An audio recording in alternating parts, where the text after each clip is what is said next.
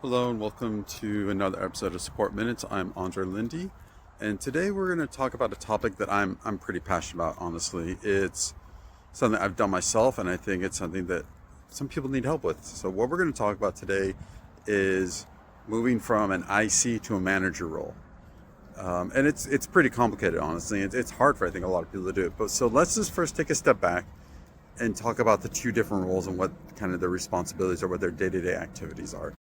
As an IC, your day's pretty structured, right? You go in, you know that you're going to be answering tickets, you'll probably have a few meetings, but you really know what your day's going to look like. You get in a specific time, you leave at a specific time. So you have a set structure to your day. You know exactly what to expect. As well as you know what success looks like. You know that if you can close X amount of tickets, if you contain a good CSAT, stuff like that, you know that's success. So your day-to-day is relatively simple, and it's something you can build repetition and a pattern on. When you move to a manager role, though, things change quite a bit. When you move to a manager role, your day comes uncertain. You know that you start probably at a specific time, but if an incident happens or if an escalation happens, maybe you have to get on the phone early. The same on the other end. If there's stuff going on, if there are other managers or other teams that you meet up with and they're in a different time zone, maybe you have to stay on longer. So that's why the manager role is also very hectic. Something else that's also a little hectic is how do you structure your day, right? When you are a manager, there's no real structure to your day. You have to create that structure. So as a manager, you have to figure out, okay, when am I going to hold my one-on-ones? Key point, they should be scheduled around the person that's having the one-on-one, not your schedule, because their time is more important than your time. We'll talk about that in a different episode. But two, then you need to figure out, okay, how am I going to fill my time?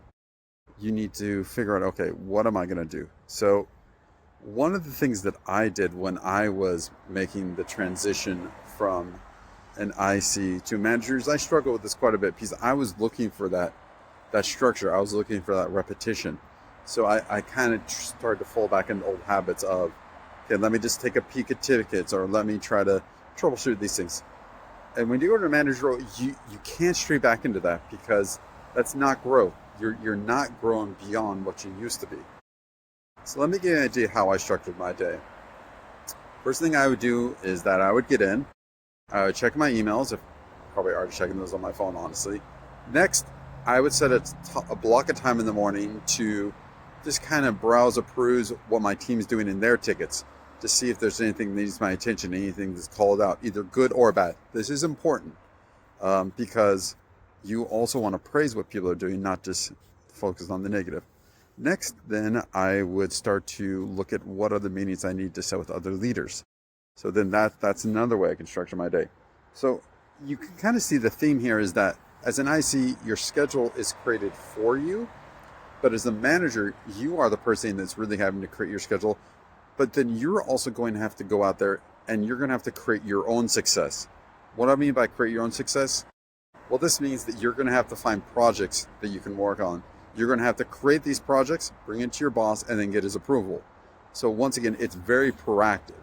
When you're an IC, you're having everything pushed to you. There's not a lot of proactivity, maybe a little here and there. As a manager, I'd say almost everything is you have to be proactive. So this is one of the key differences I see here. Now, when you are then stepping up to the different ladders or stepping up to the different stages in leadership, that gets even more complicated. We can talk about it in another episode, but I mean, the way I see it is that when you're just a manager or frontline manager, you're very tactical. You're looking at, okay, what's going to happen in the next week to 2 weeks. When you're a senior manager, you're then looking at, okay, what's going to happen within the next couple of months, maybe the next quarter.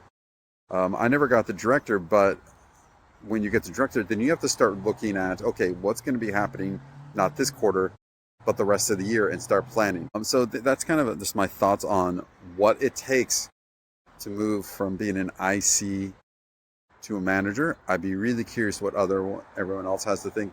What was your experience on this? What worked? What didn't work? And if you could do it all over again, what would you do different? What advice would you give the people that are moving in this role? As always, everyone, remember, sport isn't just a mindset.